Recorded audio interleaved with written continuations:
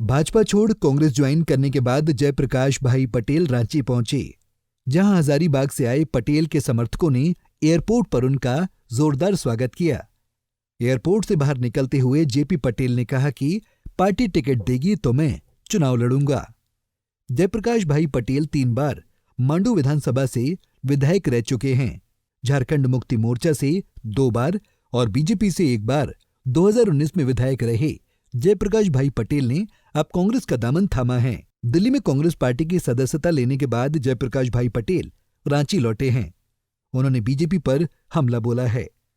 पटेल जी एक बार फिर नए भूमिका, नए जगह पे, नए लोगों के साथ देखिए, समय का जो राजनीतिक का समय का मांग था और मेरे हिसाब से यह समय मेरे लिए उचित है। क्या दिक्कत हो गई बीजेपी में कि अचानक से जाना पड़ा आपको? देखिए, आपको मालूम होगा कि अचानक से हम जेएमएम भी छोड़े थे, लेकिन हमें लगा कि हमारे पिताजी के सपनों का झारखंड और हमारे पिताजी के कुछ विचारधाराएं और कुछ चीज़ें हैं जिनको हम उसमें पूरा कर पाएंगे, लेकिन उनकी विचारधाराएं ना हम उसमें संगठन पर अपने आप को ठीक से ये पाते थे, तो कहीं ना कहीं हमारी सोच और विचारधारा अलग। संगठन ने आपको 2 बार विधायक बनाया, सचेतक बनाया। संगठन ने मुझे 1 बार विधायक का टिकट दिया और आपको मालूम होना चाहिए कि भारतीय जनता पार्टी मुझे विधायक बनाई, मैं मानता हूँ टिकट देके विधायक उन्होंने बनाया।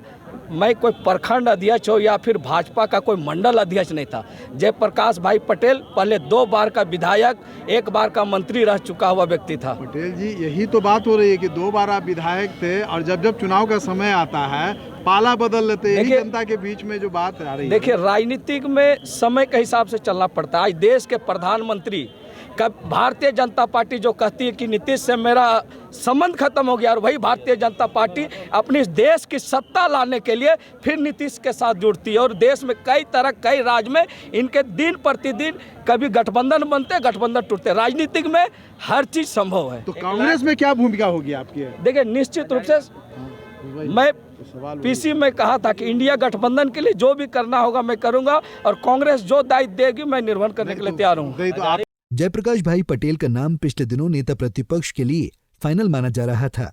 पटेल भी पूरी तरह आश्वस्त थे, लेकिन कुछ दिनों के इंतजार के बाद भाजपा ने अमर कुमार बाउरी को नेता प्रतिपक्ष बना दिया और पटेल को विधानसभा में सचेतक की जिम्मेदारी सौंपी। माना जा रहा है कि कहीं न कहीं ये बात पटेल को चुभ गई। उन्होंने इसे सार्वजनिक नहीं किया, लेकिन वे इस घटनाक्रम से काफी आहत हुए। इसके बाद से उनका मन बदलने लगा। अंततः उन्होंने बुधवार को भाजपा को बाय बाय कर दिया। राहुल गांधी की झारखंड में न्याय यात्रा के दौरान पटेल के कांग्रेस में जाने की कहानी की पटकथा शुरू हुई थी। तब पटेल ने कांग्रेस के प्रदेश नेतृत्व से इस मामले पर बातचीत शुरू की थी। अब उन्होंने कांग्रेस का दामन थामकर लोकसभा चुनाव से पहले बीजेपी को बड़ा झटका दिया है। पंजाब केसरी टीवी के लिए रांची से आशुतोष सिन्हा की रिपोर्ट। हमसे जुड़े रहने के लिए हमारे YouTube चैनल को सब्सक्राइब करें और नई वीडियो की नोटिफिकेशन के लिए बेल आइकॉन को दबाएं। अगर आप ये वीडियो Facebook पर देख रहे हैं तो लाइक जरूर करें और ज्यादा से ज्यादा शेयर करें। धन्यवाद।